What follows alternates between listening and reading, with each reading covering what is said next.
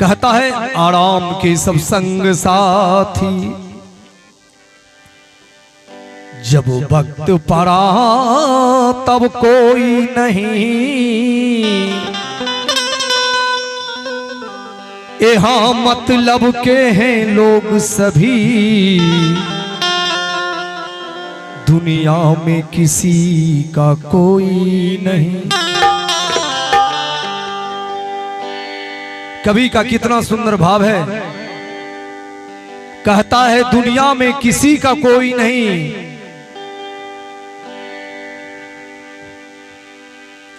दुनिया में किसी का कोई नहीं। जब वक्त पड़ा है जाने का तो डेरा किया मसानों में,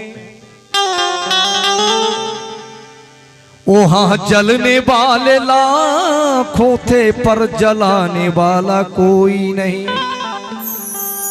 कभी कहता है यहाँ हम लोग इकट्ठा रहते हैं, घर परिवार टोला मोहल्ला अपने समाज में रहते, लेकिन जब इस शरीर से आत्मा निकल जाने के बाद नहीं तो कोई मित्र है, नहीं कोई मेरा परिवार है, ना तो मेरा घर है, ना कोई मेरी संसार है।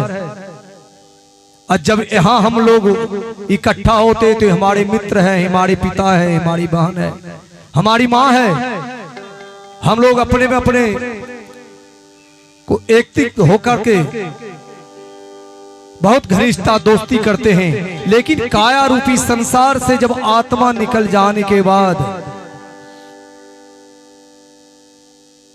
तो काया पूछता है अपने हंस भाई से, क्या कहता है? अरे काया जे है पूछे हो रामा, सुन भैया हंसा, अरे किए छीके हमर तोहर के रीत हो, अरे तहु उड़ जाई भोरे हंसा। ये काया रूपी संसार से हंस चला जाता है तो कहता है अरे तहु उड़ जाई भोरे हंसा, अमर लोक देसवा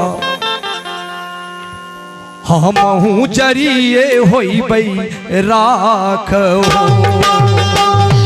उड़ जाई भो हंसा, अमर लोक देसवा हमहु जरिए होई बई राख हो।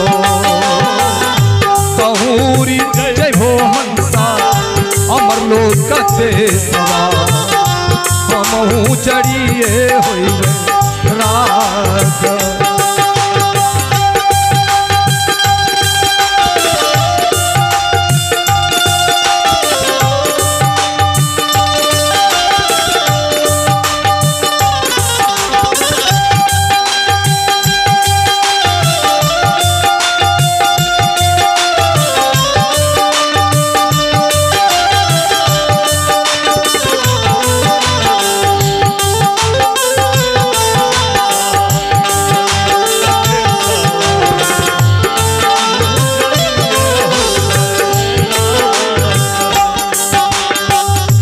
और देखें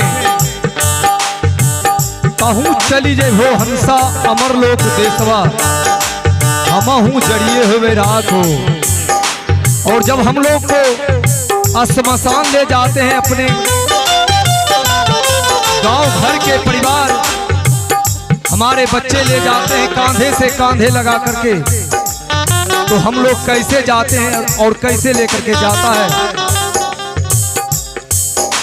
अपने जीवन में मैंने एरोप्लेन, रेलगाड़ी, मोटर गाड़ी, बहुत सारे गाड़ी चढ़े, लेकिन इस आत्मा निकल जाने के बाद हम लोग को कैसे ले जाता है हमारे परिवार के लोग, हमारे गांव के लोग। चार जना हो मिली बोलिया उठावे, चल गंगा के किनार हो। चार जना हो मिली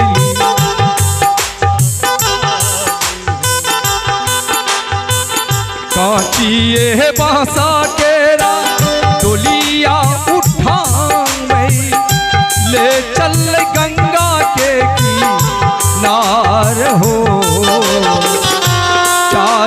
जना हो मिली डोलिया उठा ले चल गंगा के किनार हो।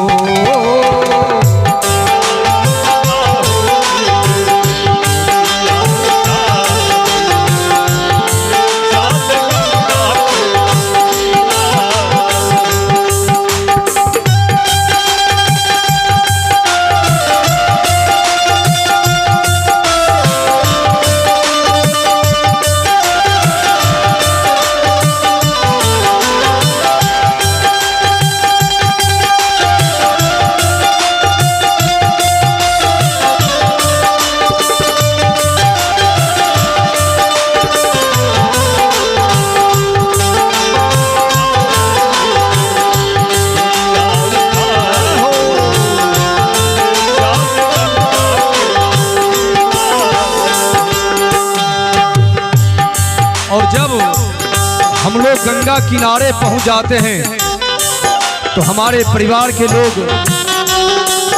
इस चिता को कैसे सजाया जाता है, कैसे रखा जाता है, देखें। उतरे दक्षिणा मिली चितवा सजावे, उतरे दक्षिणा हो मिली चितवा सजावे, काया के जलावे हो।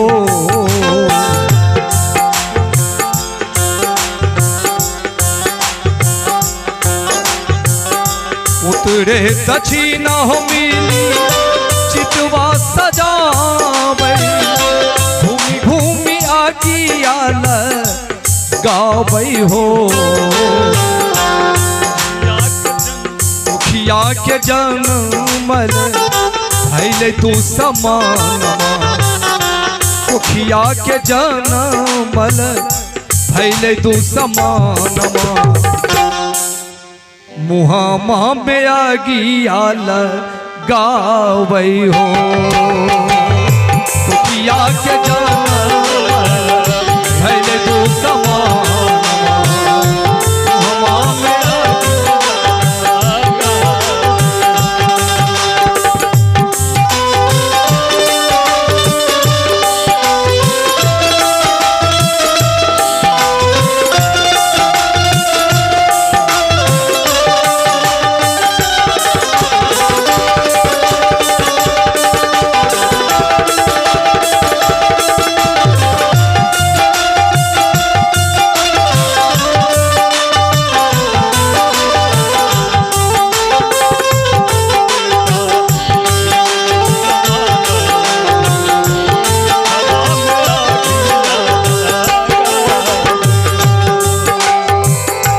गंगा किनारे जब सारा रचावे, खोरी खोरी काया के जलावे हो।